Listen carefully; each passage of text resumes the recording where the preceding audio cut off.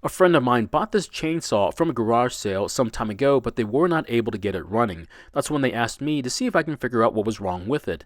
Now, this is my first time seeing one of these close up, as I only hear about them. So I was very excited to get my hands on it, diagnose it, and hopefully fix it. That way, when I get it back to him, he'll have a great running saw for whenever he needs it.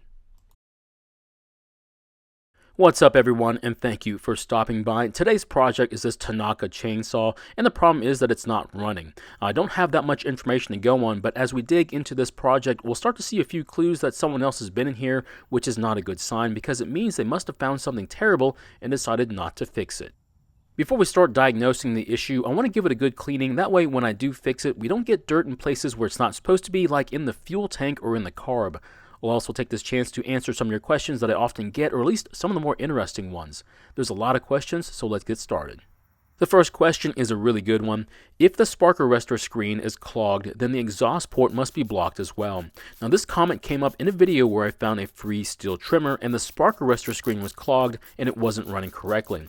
Now, I have seen a lot of carbon deposits around the exhaust port, and yes, the spark arrestor screen is most likely clogged too, but I hate to say it, when I find a blocked spark arrestor, I don't usually go any further to inspect the exhaust port.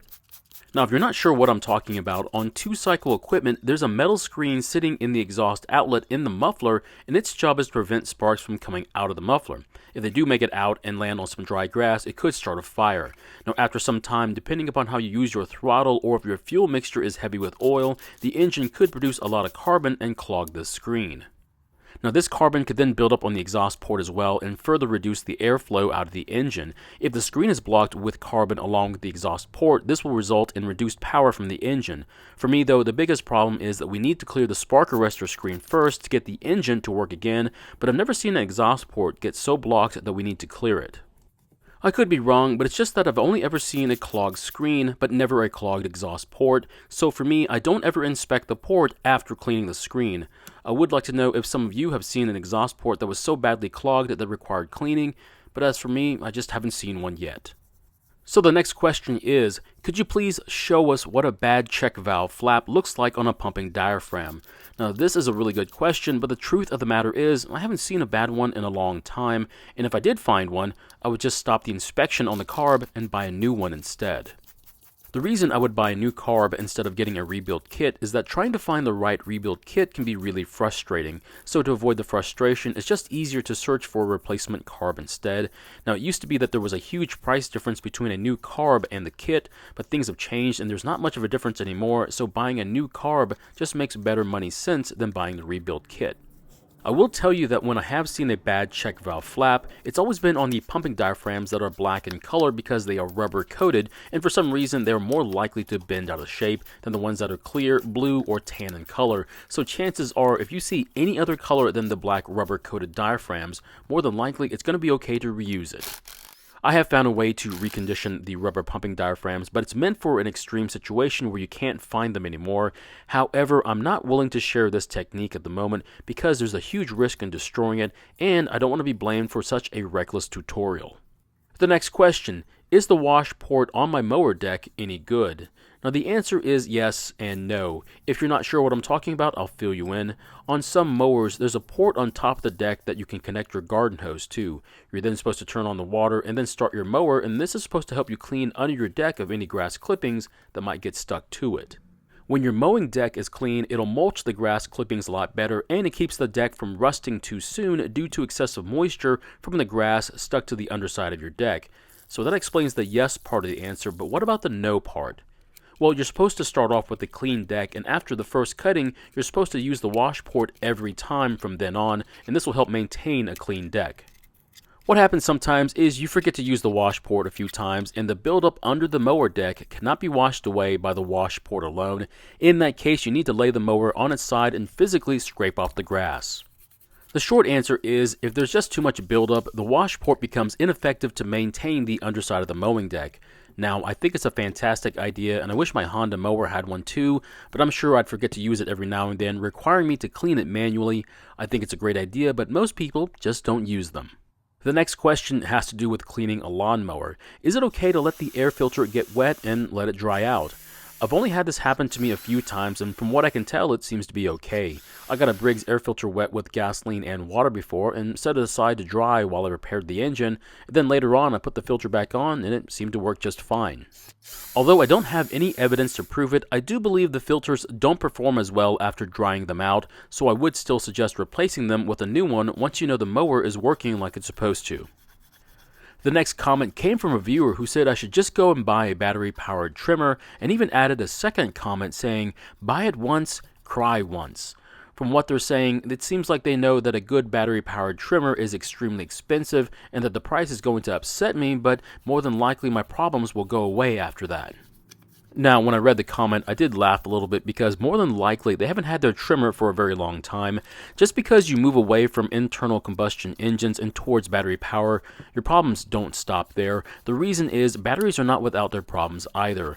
I do agree that there is less of a chance of having a starting problem, but the problem I have with them is the battery itself, mainly battery life. Now, batteries will lose capacity over time, and that means one day you won't be able to finish the yard in one charge like you used to, and you'll have to put a hot battery on the charger to finish the job. But what you should do is wait till the battery cools down and then charge it, otherwise you could hurt the battery even further. What if I buy a second battery instead? That way when I lose power during a job, I can just use the backup battery while the first battery cools down before I put it on the charger. This is probably the best method to keep your battery in good shape, but at the cost of having to buy an expensive backup battery. Let's role play for a little bit here. Say I wanted to buy an Ego Power 56-volt trimmer that comes with a battery and the charger. The cost where I live is $200, and since you're going to do it right the first time, you're also going to purchase a spare battery. The 2.5 amp hour battery will cost an additional $150. Yes, you heard me. A spare battery costs 75% of the trimmer you just bought. I'm not sure how you feel about that, but that's a lot of money. You're probably saying that I'm being overly cautious buying a backup battery. That's fine, we won't buy the backup battery right now, but how long do you think your stock battery is going to last? 2, 3, hopefully 4 years before you need another battery? And let's not mention how long the bearings might last in that electric motor either. It's really just a matter of time then. Well, what if I buy a cheaper generic battery instead? The strange thing is that I can't find one in the smaller size, but I can find the larger 5 amp hour version. The issue is that the larger battery pack is a lot heavier than the smaller one that came with the trimmer. Also, there's no way that the aftermarket battery is going to be the same quality as the one that came from the factory. All I can say is that you might not have carb and engine problems, but you traded it for a different set of problems that you might not be able to fix. I guess this is progress, and we'll just have to adapt to these new problems.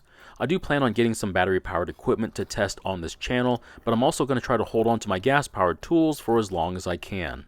If you've already switched over to battery-powered equipment and have had no problems with it, and would encourage anyone to switch over to them as well, I'd like to hear from you about the matter. I don't have a problem switching over as long as I know what to expect when it comes to reliability, performance, and cost, but I might need just a little bit of convincing first.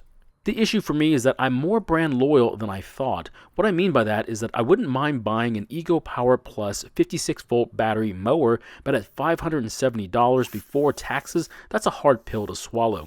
The reason is, for the same price, I could get the Honda mower I've been wanting for a while.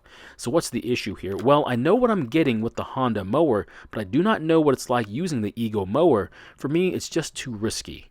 For those of you who like Briggs engines, I can get a well-equipped Craftsman mower with a Briggs engine for only $400. For that price, I still have money left over to buy a lower-end Echo or Straight Shaft Toro brand trimmer. So as you can see, I'm having a hard time justifying the cost of a good battery-powered mower right now. So what if you want to reduce the budget on your first battery-powered mower to a more affordable one? Well, get ready to lose your self-propel and maybe a few inches from your cutting width. I hate to say it, but until the prices go down a bit, I might have to hold off for a bit before I get one on this channel to review. So I finally finished cleaning this very dirty chainsaw, and I'm pleased to say that it looks 10 times better than when we first got it. I noticed that the nut on the recoil pulley was almost impossible to remove, so I wonder if somebody already tried to fix it. I also noticed that the washer for the choke flap was loose, which means someone took it off and didn't put it back on the right way. I'm beginning to worry that whoever sold this chainsaw found out some bad news and decided to pass it on to the next person. The next thing I want to do is try and give this a test fire just to see if the engine even runs. I only wound the recoil by hand, so I only have one shot at this. So unfortunately, it didn't even try and start, which is not good news. I hate to say it, but I did further testing after filming and I found that the ignition system wasn't working. Not a big deal, we'll just order a new coil. Well, the ignition system has two major components, but I hate to say it, they are no longer available from the two sites I trust to order parts from. Now, the sites that said they had them didn't even have pictures of them, and they were very expensive. So unfortunately, that means this repair stops right here. So what would you do if this was your chainsaw? Pay the $100 for parts from a questionable site, or just leave it hanging in your garage? I hope you enjoyed watching me clean this chainsaw and answer some of your questions. Now, I do plan on doing more of these Q&As, and if I didn't answer your question, please don't be afraid to ask, and I'll answer them either in the comments, an email, or in a video like this one. Thank you for watching. I really do appreciate your time. Please feel free to ask me any questions, and I hope to see you in the next video.